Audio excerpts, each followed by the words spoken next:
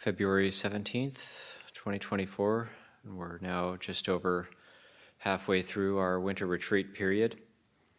And we've been doing a lot of study of Dhamma, a lot of readings, and this last week I started out doing a couple days, but then Ajahn Sudhiro picked it up and I've been appreciating listening to these various suttas and very much following our theme of back to the basics, the basic tenets of Buddhism, the basic teachings of the Buddha. And there was, Ajahn Sudhiro read out some suttas on, one was the debate with the wanderer Saccaka, and then that was around, so just by way of review, that was around the way it starts out is how does the Blessed One discipline and train his students, and that's looking at the impermanent suffering and not self nature of the five khandhas, and then also going through sensual desire, the suttas on the drawbacks of sensual desire, and then the last one we listened to was simile of the saw, the looking into anger.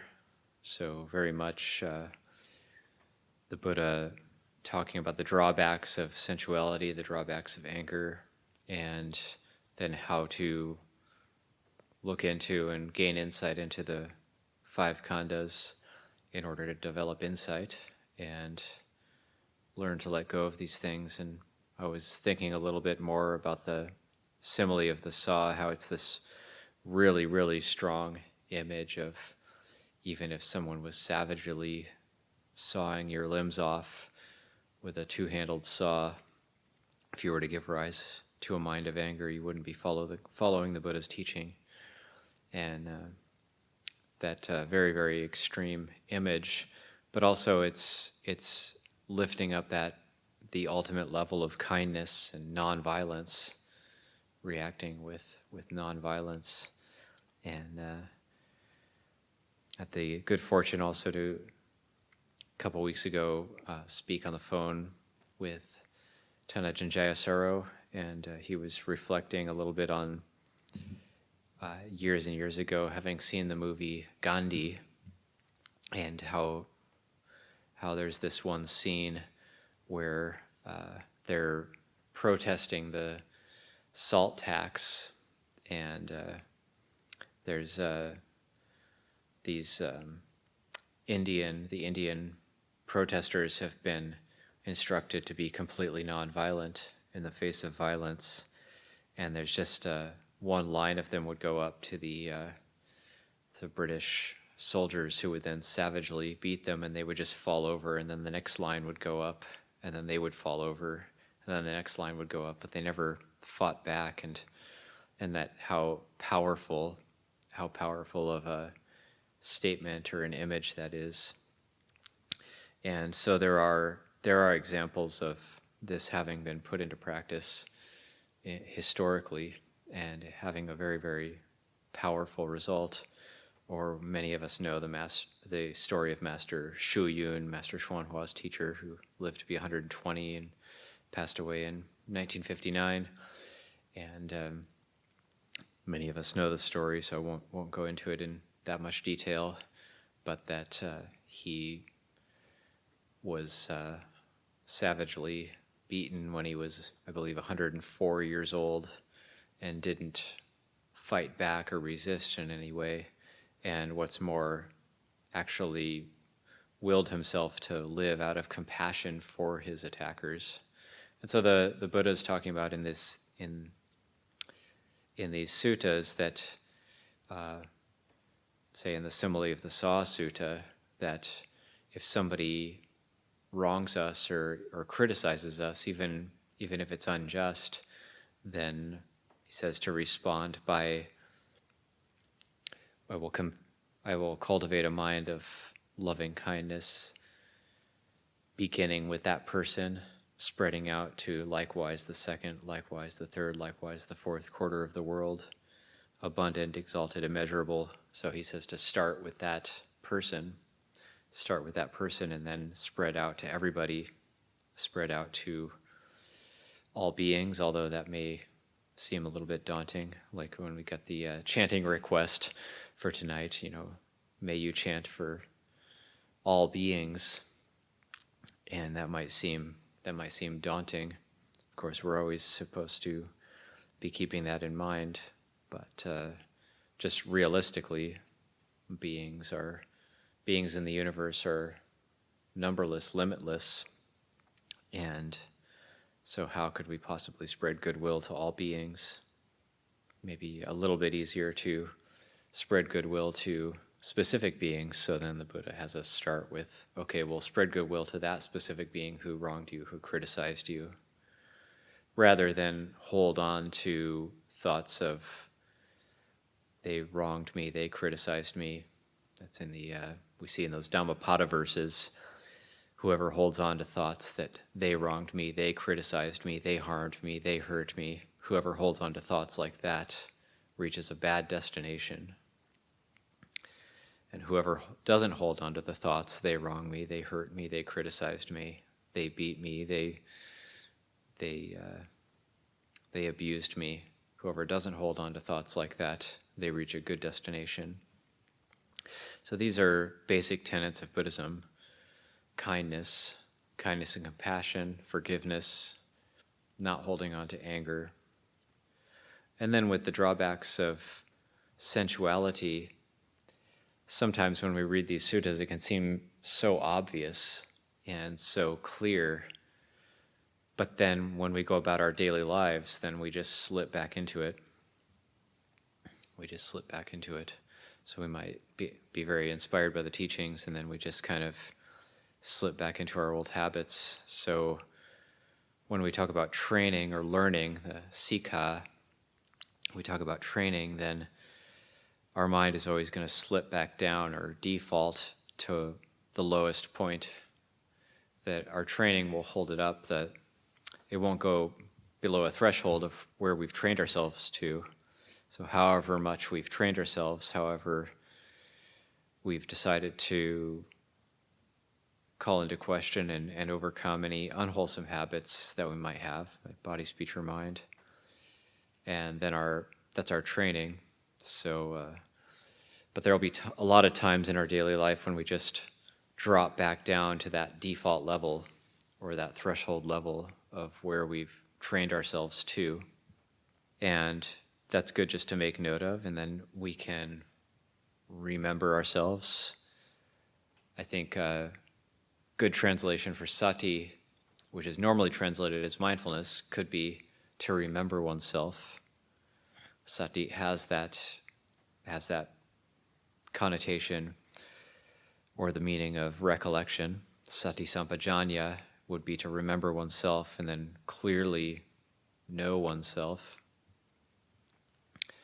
So when we find ourselves going about our daily lives, when we're not in the formal practice, when we're not doing our formal sitting and walking meditation, or we're not doing our chanting, and we're just going about our daily lives, our daily interactions, then when we find ourselves with that outgoing ebullience or just falling into some sort of unwholesome course of speech, then can there be that moment when we actually stop and say, oh, I'm going to remember myself.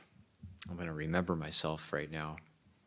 And we stop and we, as Longpo Pasano likes to say, we rein it in, and then we come back in. So that's the whole idea of noble silence during the winter retreat. It's all about reining it in. So when we talk, like even me talking now during this Dhamma talk, the energy is going out. There's that outward focus, but then can we bring it back in to an inward focus? That's the whole idea of noble silence. And when we're talking, so when we talk, and if we talk a lot, talking a lot can be very pleasurable, but then suffering is just going to follow in its wake.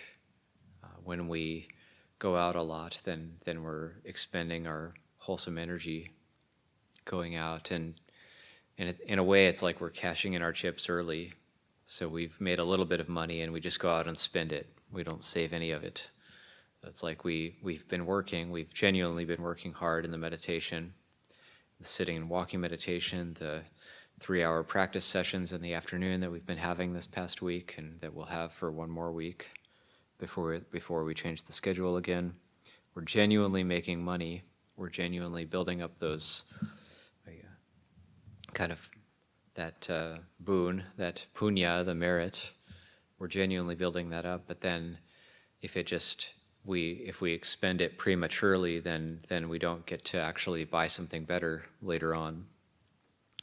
So how do we expend our goodness prematurely? How do we expend our merit prematurely? How do we spend our money prematurely? So that's when we have a little bit of money and we just decide, oh, I can get some pleasure from this. This is good. And then we spend 3, 4, 5, 10 hours talking, chatting, or just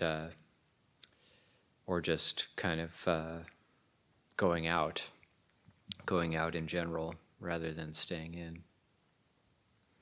And sometimes we need to spend a little bit of that money. Sometimes we need to have little hits of pleasure just to feed on, to keep ourselves going. That's that basic teaching on nutriment that we went over earlier in the retreat. But then just recollecting was one of the first suttas Ajahn Sudhiro read was advice to Rahula, so the Buddha's biological son. And this advice would have been given to him fairly early on. So he was probably still a novice at that time when he received this advice, just to never tell a lie, even for the sake of a joke, which is quite a high standard. He says, anybody who would consciously tell a lie, there's no evil they will not do. And he uses the simile of this. He's used some water to wash his feet, and he dumps the water out after washing his feet, and he says, see this upside down water vessel, Rahula? He said, yes, I see it. Any samana, any recluse who would consciously, knowingly deceive somebody, knowingly tell a lie, consciously tell a lie, and who is not ashamed to do so, they've turned their recluseship upside down, just like this water vessel. And then he turns it back up and see this empty water vessel. Anyone who would consciously tell a lie, their recluseship is empty, just like this water vessel. And so this is a very strong statement. Normally, maybe, I know for myself, before coming to the monastery, telling a lie was no big deal. And it was like, okay, well, that's just what people do. That's normal. And sometimes you have to lie. Sometimes maybe just to protect a friend or whatever, or just, you're expected to lie. There was one of our anagargas here who's he's moved to another monastery, but he said before he came here and became an anagarika, he was actually tried to get a job with Amazon and was actually ordered to just tell lies on his resume or on his the sheet that you're supposed to fill out. It's like, well, nobody answers truthfully to those questions. How could you live your life to those kind of high standards that those questions are asking you about? So he was actually told by the person who would be hiring him to lie on it, and he wasn't able to do that, and so it was expected to be immoral, and he felt he couldn't do that. So that was I said sadhu to that. That's a good thing. And sometimes also we might think that we need to be in this really great state of mind all the time, but that's also not the case. So the body isn't ideal for sure, and the mind also isn't ideal. So we study all these teachings, and we might actually be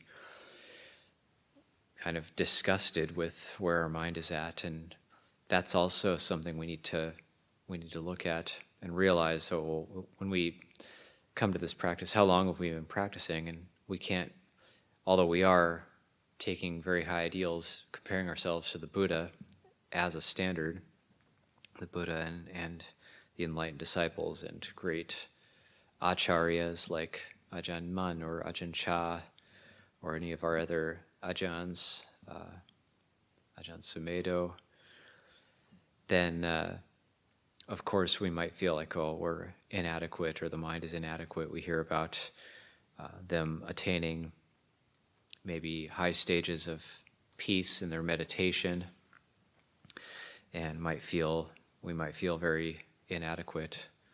Something I've appreciated about Ajahn Sumedho's teachings is just being able to develop that skill of coming back to how things are right now. So, say like in the meditation this evening, and I'm thinking, okay, I have to give a Dhamma talk, but I'm not experiencing some sort of really deep state in my meditation that I can talk about, or some sort of euphoric bliss that I can really expound upon. Got a slight headache, feel kind of tired, and that's just the way it is. So then Longpo Sumedho's teachings started coming up for me that, okay, this is the way it is. I don't need to be in a state of bliss. I don't need to actually be anything at all. I can just just train myself to be okay with tiredness, slight headache, body feels a bit heavy. That's just the way it is. And it's not a problem, it's okay, it's fine. But if I was to be comparing myself too much with some of these teachings that, okay, you gotta cultivate these 4 jhanas, gotta get there or else it's not okay. But how do we do that? How do we actually do that? Is it from really that goal-oriented mind and thinking about the future, that I have to achieve something in the future? Or does it come from being okay with the way things are in the moment? So that's the development of upekkha, which is equanimity. And it's also said in the teachings that of all conditioned states, equanimity is the closest to nibbana. So that shows us that equanimity is something we can cultivate at any time through that development of just being all right with the way things are, whether it's pleasant or unpleasant. And so where does the suffering actually come from? And the basic teaching is that it comes from clinging. So clinging to happiness, clinging to suffering. When we cling to happiness, suffering follows in its wake. Just like the track follows the wheel of the ox cart. So when we cling, the suffering is going to follow right there. But how can we experience happiness? How can we experience happiness and be okay with it, not pushing away, not clinging to it? How can we experience dissatisfaction and suffering or disagreeable experiences? How can we go through disagreeable experiences and actually be okay with it? So that's coming back to that sense of equanimity. So the mind might have resistance to disagreeable states. The mind might rebel or want to, or it might get frustrated or irritated or just generally stressed out. But even then, even when that happens,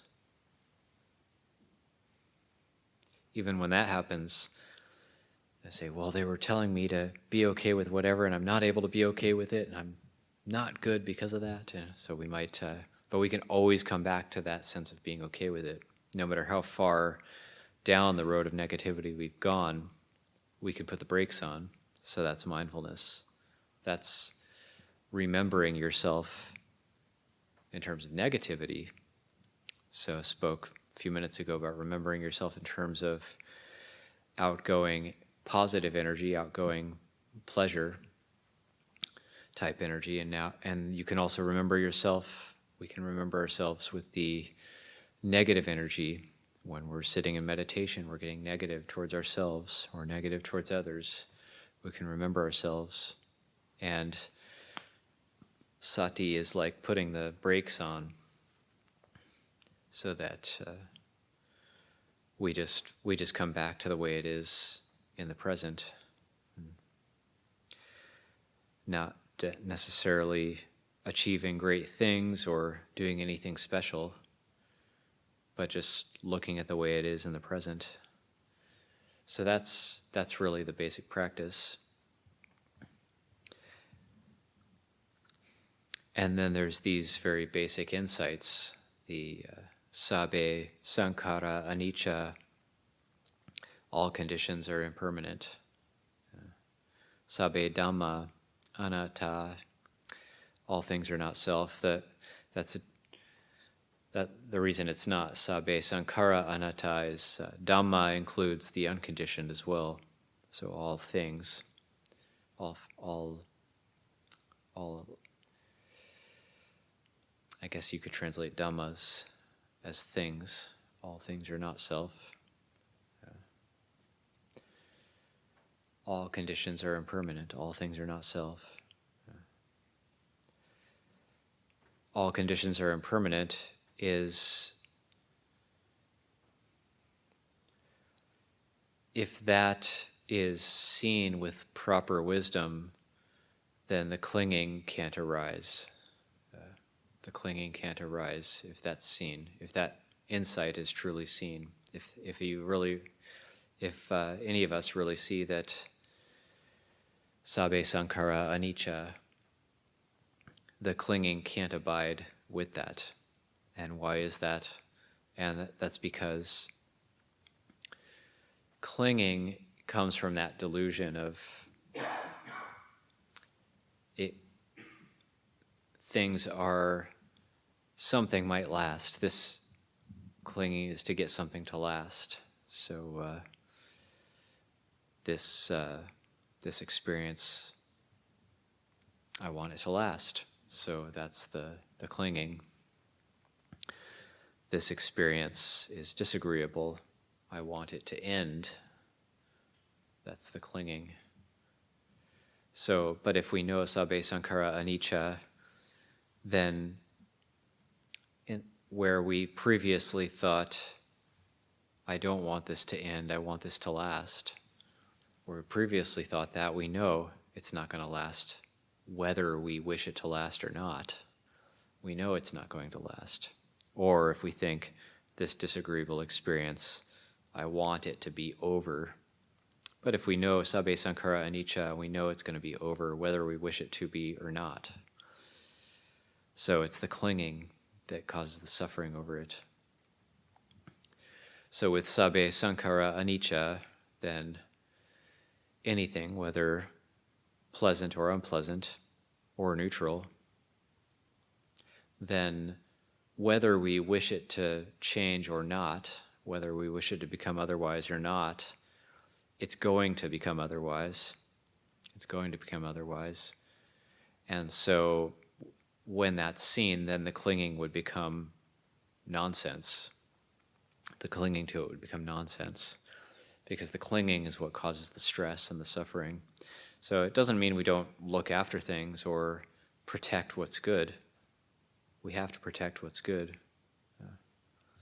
Doesn't mean we don't look after our families or look after the monastery or look after each other. Well, it's all impermanent, so, I might as well just stand aside and watch while that other person attacks that other person. That's not what it means. Well, all things are impermanent, so, I'm going to die anyway, so I'm not going to look after this illness. Doesn't mean that. So we have our duty and we look after things, but we do it with the knowledge of sabbe sankhara anicca. We do it with the knowledge of change. So we look after that which is wholesome, we protect that which is wholesome, but with that knowledge of impermanence, and we look to abandon that which is unwholesome, but with the knowledge of impermanence as well. And then sabbe Dhamma anatta. So that's all things are not self. That's also pointing towards the clinging. That's the same result, is that the clinging would seem to be nonsense with that type of an insight. So the not self is pointing to me and mine. So clinging to things as me and mine would become nonsensical in the face of that insight.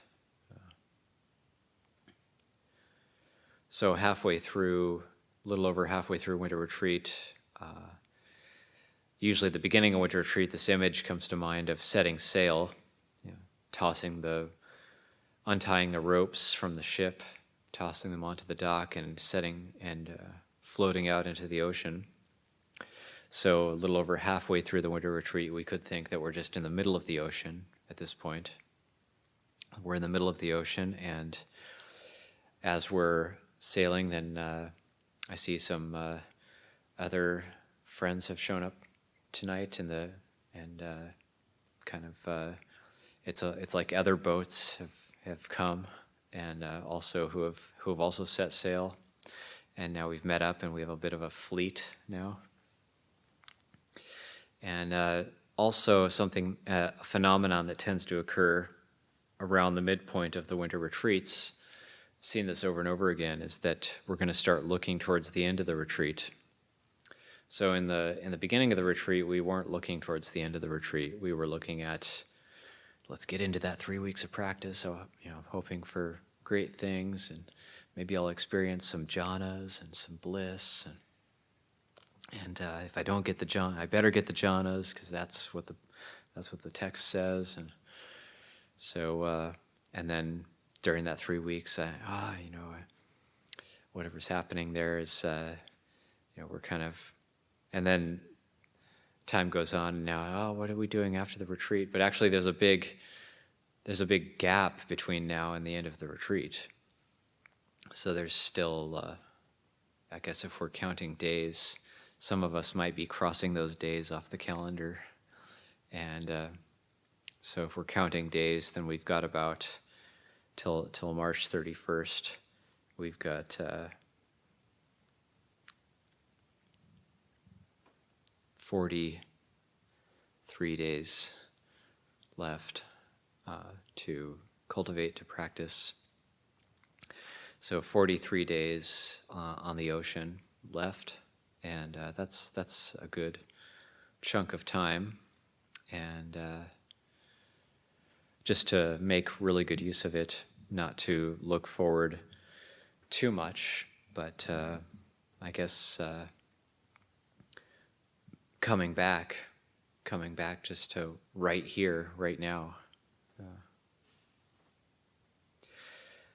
Another phenomenon that can happen, and I know this has happened for me many times during the winter retreat about halfway, is getting sick of listening to Dhamma teachings, and that can happen as well. So it's like, enough, okay, fine, I get it, and not wanting to listen to many more teachings.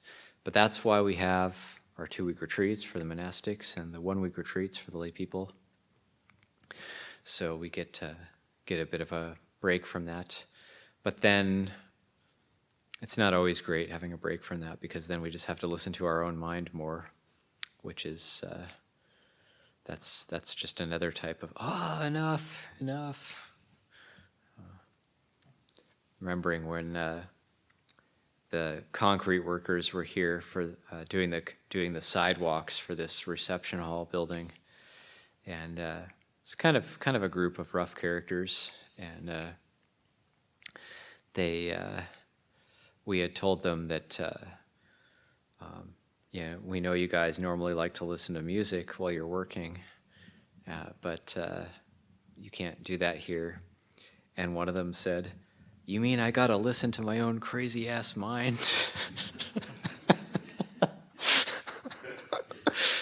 Yes, that's what it's designed to do. It's to make us look at our. But he had that insight right away that okay, he saw what's happening.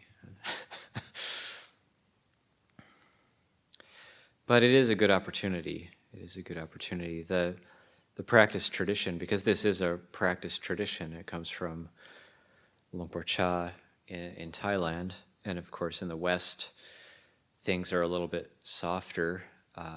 We're not just eating. The one meal a day is more optional. We have breakfast here in this monastery. That seems to be a phenomenon in the Western monasteries, and so it's not quite as strict as in Thailand, or nearly as strict as, say, when Ajahn Chah was alive. We have computers and cell phones, and of course, in the time of Ajahn Chah, cell phones didn't exist yet, and phones were not very good either, and certainly computers weren't around. So it's a different era back then, and during this winter retreat, I myself have tried to really scale back the use of the phone and the computer just to try to focus more inwardly. And after about a month of that, I did need to dust off the computer to do some correspondence for some things happening, visits of Kruba Ajahns happening this year. But which is why I knew not to make a firm determination. I made a more like an aspiration, but not a firm adhitthana, to not pick those things up at all. But I was able to pat myself on the back for doing it for about 4 weeks. And once the correspondence was minimally done, then able to set it back down again. Found that without the tech, did have time to look through and organize some boxes of things. And one of the things I found was, maybe it was almost the karma from not using tech, was this clock, which looks really nice, but it's over 50 years old, and it doesn't take batteries. It's a wind-up only clock, and it works very well. It belonged to Metika's grandfather, and it even tells the date on it. So it says 17 on it right now, or February 17th. And yeah, it's pretty accurate. Just have to wind it up every few days. Don't ever have to replace batteries in it. And kind of appreciating craftsmanship from the past in something like this, which is quite nice. So just coming back to some of these basic teachings, and how do we actually practice with them? How do we use them to look at our own experience? And again, not trying to create some sort of ideal experience. One of the drawbacks of reading all these teachings about the jhanas and the graduated path, and listening to things that are very inspiring, is that we might try to actually create these things in our mind. That's one of the pitfalls of practice, is when we think, oh, we might read this teaching of Luang Por Chah talking about these very profound experiences of insight that he had, where the whole world is dissolving into minute particles, or Longda Mahabua relating how the mind flipped over and the whole world turned upside down when he looked into the core of ignorance, or that final reference point of atta, of self, broke apart. We might read teachings like that or hear teachings like that and actually try to create them. However, those things can't be created. For myself, I really believe that it really does come back to those basic things that Luang Por Sumedho is pointing towards. Just, how are things right now? Slight headache, body feels heavy, slightly tired. Developing a sense of coming back to the present. This is the way it is. And the mind can become bright within that. So it's not from creating a conceptual experience based on hearing these teachings. That's not it. That's not what it's pointing to. But it's pointing it back to ourselves. really liked this one teaching that I read of Longta Mahabua relating his meeting with Ajahn Mun, and him saying that it was like he had so much trust in Ajahn Mun because everything Ajahn Mun said, it wasn't like, well, it's maybe like that, or it's kind of like this, and it was more just right here, right here, right here, right now, right now, right now. Just coming back to this very basic teaching of just look at the experience, look at your own experience. How are things? How are things now? And within that, we can start to see these truths of the Buddha's teachings: aging, sickness, death. We look into these things, contemplating these basic things, mindfulness of the body. How is the body? Does the body feel heavy? Or those 5 meditation objects: hair of the head, hair of the body, nails, teeth, and skin. Well, last time I went to the dentist, I was told I had a very small cavity forming in a tooth, but it wasn't big enough to fill in yet, so I've been contemplating teeth a lot, chewing, brushing, just looking after teeth. Am I satisfied with my teeth? Am I not satisfied with my teeth? My teeth aren't perfectly straight. I want to have perfectly straight teeth like the Buddha, but my teeth aren't ideal. My teeth aren't perfectly straight. And then I recollected, I've suffered a lot over this in the past. I've suffered a lot over my teeth. But they're just teeth. they're something very ordinary. They're part of our skeleton. They're the visible part of our skeleton. And they degrade over time.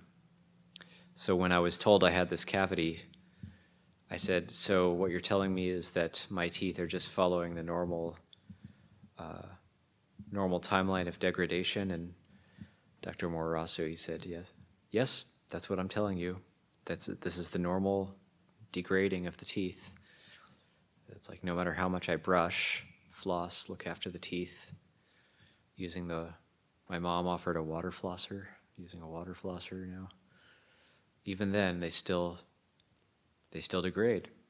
And I can kind of feel where the cavity is. I can kind of try to keep it as clean as possible. But these things just degrade. We look after them. But if I cling to my teeth, then I'm going to suffer over them, just like I have so much in the past.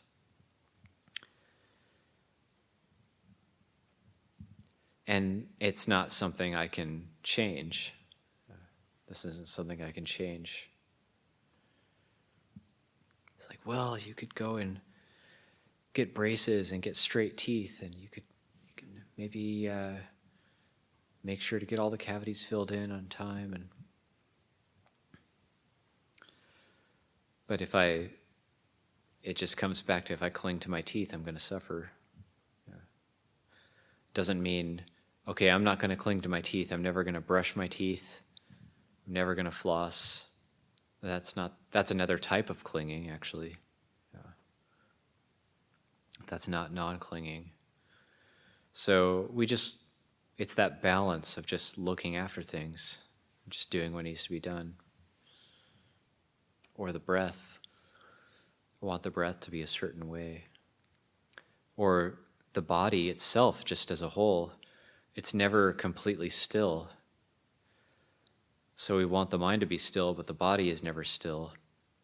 So even if the mind starts to calm down a little bit, the heart is still beating, the blood is still flowing. The body, just by its very nature, it's not still.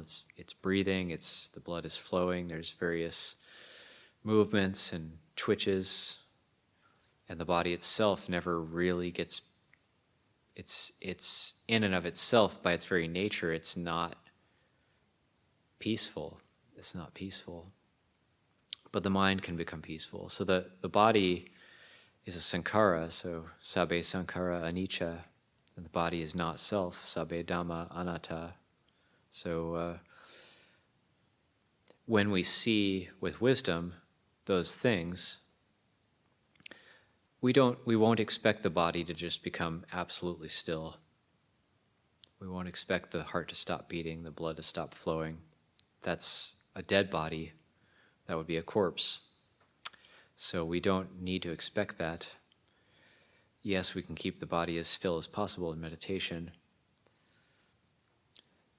but the body itself is not going to become perfectly still. But if the mind knows that, our mind can become still. Our mind can be totally okay with that. Reminds me of a teaching of Ajahn Kao, one of the senior disciples of Ajahn Mun.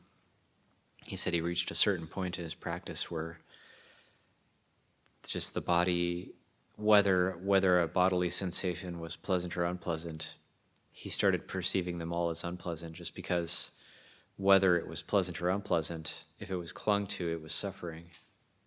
So pleasantness when clung to is suffering. Unpleasantness when clung to is suffering. Clinging is the cause of the suffering. So none of these things are worth clinging to. So he started to see that all bodily conditions, even pleasure, was seen as painful. And when I read that teaching of Ajahn Kao, it made me think of this Dhammapada verse that formerly, with insight, or the true Dhamma is seen, then formerly what I considered to be delight has now become non-delight. So no longer delighting in the things that we used to delight in, i.e. clinging to them, and the mind, the heart becomes cool, refreshed, cool and refreshed and peaceful, and we might even feel like, what a relief, so light, incredible lightness, and that sense of relief, refreshment, coolness, spaciousness. And then it's implicit in that also is the letting go of the sensuality and the anger. These are all just different angles to come at the Dhamma from, these basic tenets. Greed, hatred, delusion, the three poisons. So, but then seeing that sabbe sankhara anicca, sabbe dhamma anatta, if we can take that as our contemplation, then it's going to be easy to be kind. It's going to be easy to let go of anger. It's going to be easy to have renunciation, easy to let go of sensuality. Just because we won't have to force it, that's the natural result of not clinging. Easy to have metta, easy to have karuna, easy to be forgiving. Not going to have to force ourselves to do those things or make it be contrived in any way, because there's been that insight into sabbe sankhara anicca, sabbe dhamma anatta. So that's probably enough for the time for this evening. I think I'll wish everybody well. I'll leave it at that.